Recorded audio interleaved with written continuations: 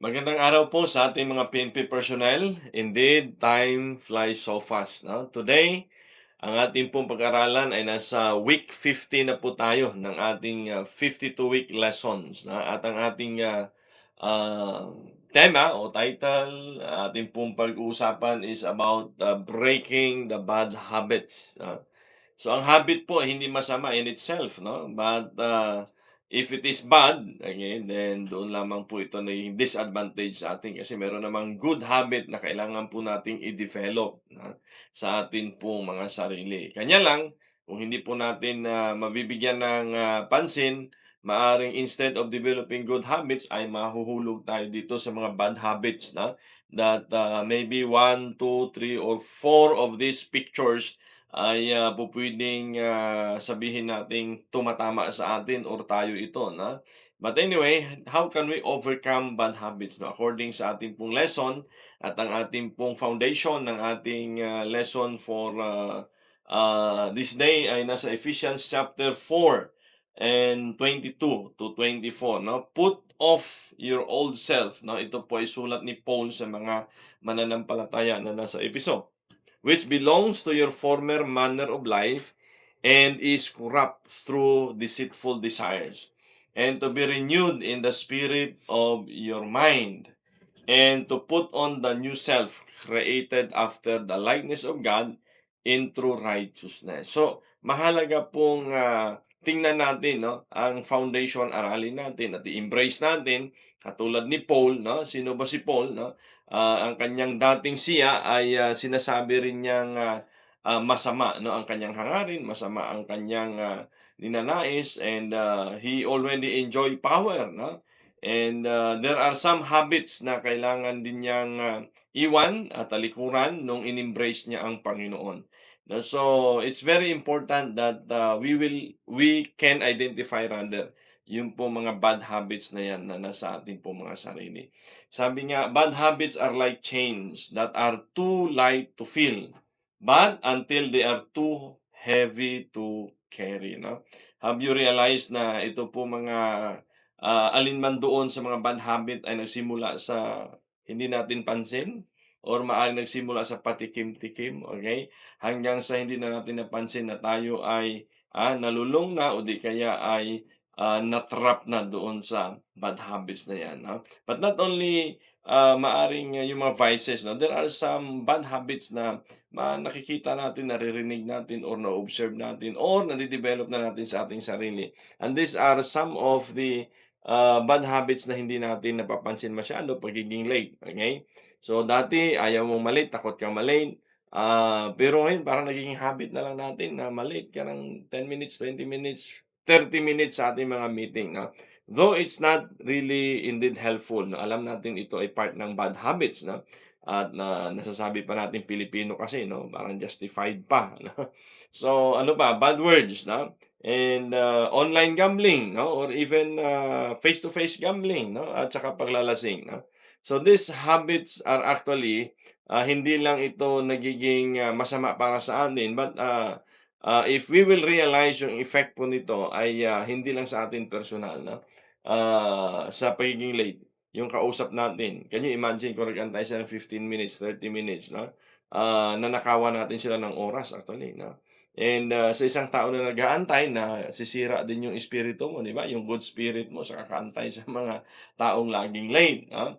And sa bad words, 'no, or pagmumura, 'no, mga taong namura natin, whether it's kaibigan, pamilya, o di kaya ay under us, 'no, they will also affected, no? And of course, ito pong mga gambling at bisyo, 'no, they are actually stealing money away from us, 'no? Not only away from you, but away from your but from your family members, 'no, na instead dala-dala mo, pasalubong mo sa pamilya mo, sa anak mo, sa asawa mo, sa miyembro ng pamilya niyo, ay nauubos sa gambling o di kaya ay sa paglalasing. So think about it, 'no, these are stealers, okay?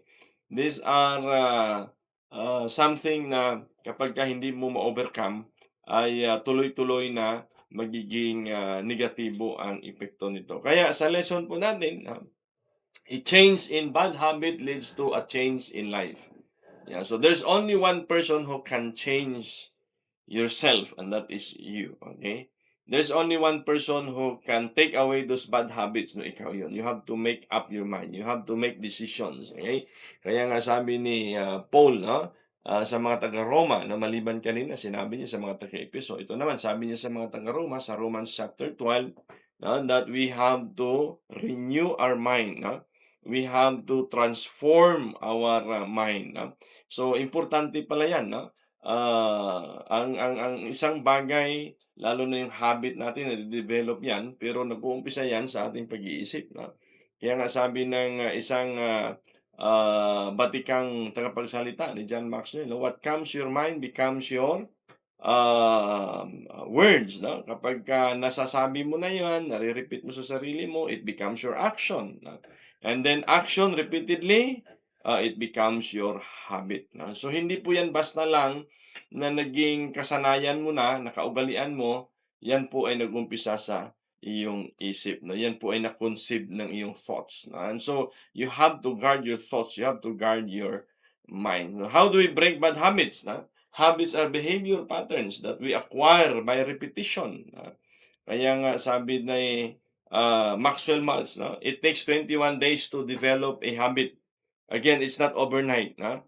The things that you repeatedly do, the thing that you already perhaps embrace, no, ay naging habit mo na. No? Some are good, maybe some are harmless, some are destructive, okay? Maybe difficult to break, no? So, may mga habit na pwedeng mag-benefit sa atin, no? O pwedeng magbasa ka, no? In 21 days, everyday magbasa ka.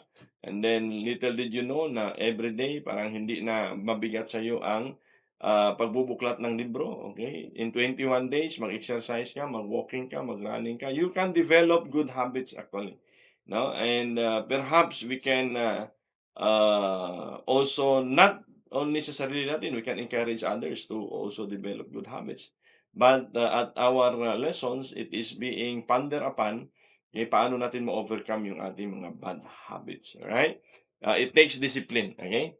Discipline is the bridge between goals and accomplishment. Yan, so para maisantabi natin o tuluyan ng maiwasan, no? Yung mga bad habits natin, it takes discipline, no? And discipline is everything, right? In Hebrews chapter 12 in verse 10 to 11, "For our earthly fathers disciplined us for a few years, doing best they knew how." Okay, so bilang mga tatay na magulang, no, alam natin na tayo man noon nakaranas tayo ng discipline and it helps. Okay? At sa mga anak natin, dinidisiplina din natin sila. No? And even sa academy, o di kaya sa ating pong training. No? Kaya ho meron tayong rigid na training dahil gusto natin magkaroon ng discipline. No? Ang ating mga kadete, ang ating mga uniform personnel at tayo mismo, no, dumaan diyan, no. Mayroon pang masi-masi, tusok ulo, di ba? No, so those are part of the discipline, and those discipline na ating pong naranasan ay nakatulong on how you become today as a person. Right? But God also discipline, and it is good for us so that we might share His holiness. So we also must not only undergo but must subject, okay, sa discipline ng ating Panginoon. Why? Because no discipline is enjoyable while it is happening. And it's very true, no? Minsan ayaw nga natin, tumatakas tayo, o di kaya ay iniiwasan natin. And yet at the end of the day, this is helpful, no? Though it's painful, but afterward there will be a peaceful harvest of right living for those who are trained in this way. Okay? So, wag po nating kaligtaan na ito pong discipline is for our own good, for my good, for your good. Okay? Now, second, faith is the key to victory. Okay?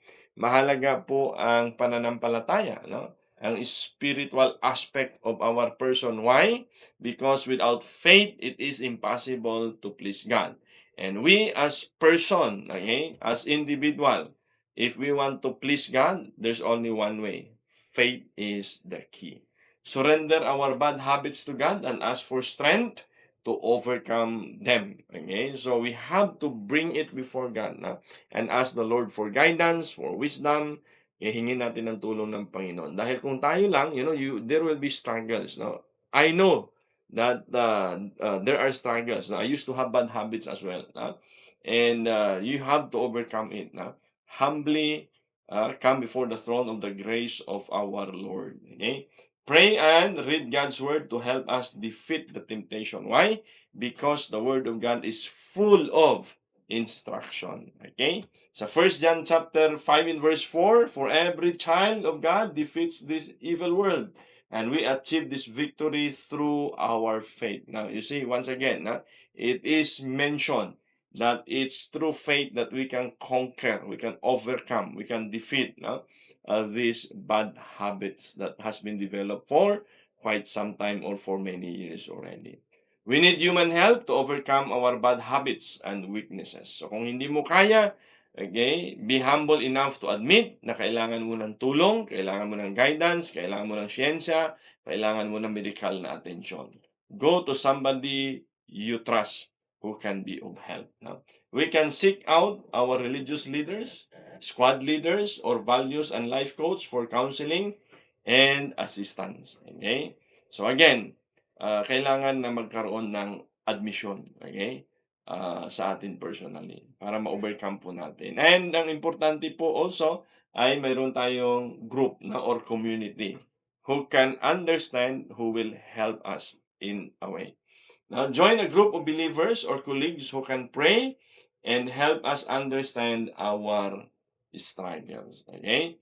So, I believe that you have some friends or many friends na pwede po ninyong pagkatiwalaan at makakatulong po sa inyo. No? So, call them. No? Ask for help to overcome bad habits. No? And lastly, in James 5:16, sabi dito, therefore, confess your sins to each other and pray for each other so that you may be healed. The prayer of the righteous person is powerful and effective. So, our prayer, your prayer can be heard and will be heard, okay, by the Lord. Okay? Ano una? You have to confess. If it is vices, you have to confess. If it is sin, you have to confess. What kind of habits, ang bad habits, ang kailangan mong i-deal sa Panginoon? First, you have to confess. Okay? Kailangan ihingi mo ng tawad sa Panginoon. Now, again, kung itong bad habits mo will lead you to sin, then you need to ask God for guidance. You need to ask God for forgiveness. By then, saka palang didinggin ng Lord ang ating panalangin. Why? Because the prayer of the righteous person is powerful and effective. So what are those bad habits that you need to surrender to the Lord? Tell Him about it. Good day po sa atin.